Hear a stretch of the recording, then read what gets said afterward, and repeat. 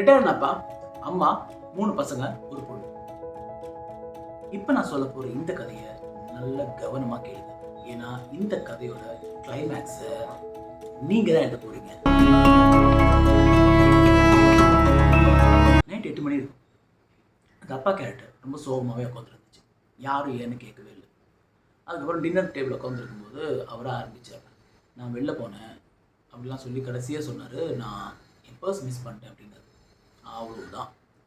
2 பசங்களும் காய்ச்சி மூணு கத்த ஆரம்பித்தாங்க. அதுக்கப்புறம் ஒய்ஃப் கத்த ஆரம்பித்தாங்க.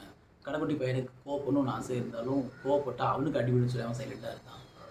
அக்காக்காரி மட்டும் சொன்னால் எல்லாம் முடிஞ்சதுக்கப்புறமா தனியாக கூப்பிட்டு சொன்னால், அப்பா பிரச்சனை எதுவும் இல்லைப்பா, பார்த்துக்கலாம்ப்பா, நீங்கள் நாளைக்கு போலீஸில் கம்ப்ளைண்ட் கொடுங்க அப்படின்னாரு. காலைல தூங்கி எழுந்துக்கிறாரு. மணி பார்த்தா மணி 7. ஃபோன் ரிங் ஆகுது. ஒரு அன்னோன் நம்பர். எடுத்து ஹலோ அப்படிங்கிறார். அந்த பக்கம் ஒரு கட்டக்குறை. நீங்கள் பர்ஸை மிஸ் பண்ணிட்டீங்களா? அதான் முதக்கே. ஹலோ எல்லாம் ஒன்றும் இல்லை. அவர் ஆமாங்க அப்படின்றார். ஈவினிங் 6 மணிக்கு இந்த இடத்துக்கு வாங்க, நான் உங்கள் பர்ஸை தரேன் அப்படின்னு சொல்லிட்டு கால் கட் ஆகிடுச்சு. திரும்ப நம்பர் டயல் பண்ணுறாரு. சுவிட்ச் ஆஃப்னு வருது. ஸோ அவர் தொடர்ந்து ட்ரை பண்ணிட்டே இருக்காரு. சுவிட்ச் ஆஃப்னே வருது. நேராக போய்ட்டு இந்த விஷயத்தை ஃபேமிலியோட சொல்கிறார். சொல்லி முடிச்சுட்டு ஒரு கீழே இருக்காரு. நான் இப்போ என்ன பண்ணணும் அப்படிங்கிறாரு. எல்லோரும் கோரஸாக கோவப்படுறாங்க. மரியாதை போய் வாங்கிட்டு வாங்க அப்படின்ட்டு. சரி ஓகே போகலாம் முடிவு பண்ணிட்டு சாப்பிட்டு மத்தியானம் படுத்து தூங்கிட்டாரு. ஒரு 4:30 மணி இருக்கும். ஒய்ஃப் வந்து எழுப்புறாங்க. எனக்கு 6 மணிக்கு போகணும், நீங்களே கிளம்பி போங்க அப்படின்றாரு. இவரும் கிளம்பி நேராக போகிறார். சொன்ன இடத்துக்கு 10 நிமிஷம் முன்னாடி போய் ரீச் ஆகிறாரு. பார்த்தா அது பெரிய பில்டிங்.